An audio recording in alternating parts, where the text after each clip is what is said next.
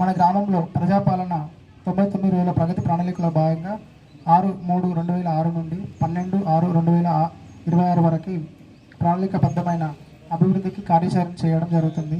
మన గ్రామంలో ప్రజాపాలన ప్రగతి ప్రణాళికలో భాగంగా ఇప్పటి వరకు ఈ కింది పథకాల ద్వారా లబ్ధి పొందిన లబ్ధిదారుల వివరములు: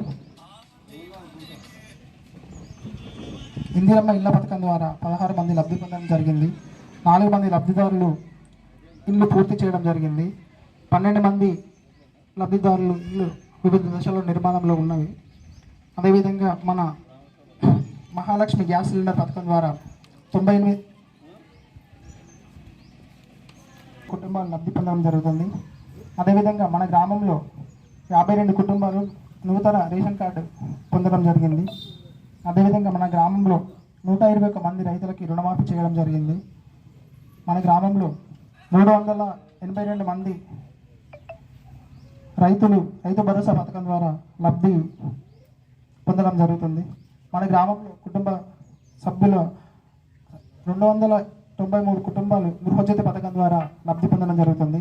మన గ్రామంలో 11 మంది రైతులు సన్నబియ్యం వడ్లు పండించడం ద్వారా బోనస్ పొందడం జరిగింది. మన గ్రామంలో 231 మంది చేయూత పథకం ద్వారా లబ్ధి పొందుతున్నారు. మన గ్రామంలో ఇందిరా మహిళా శక్తి పథకం ద్వారా 23 స్వయం సహాయక సంఘాలు బ్యాంక్ లింకేజ్ ద్వారా లబ్ధి పొందడం జరుగుతుంది.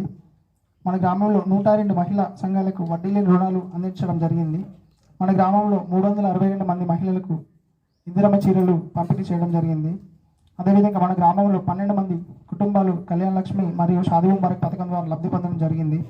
మహాలక్ష్మి పథకం కింద చాలామంది మహిళలు ఉచిత బస్సు ప్రయాణాన్ని కూడా వినియోగించుకోవడం జరుగుతున్నది.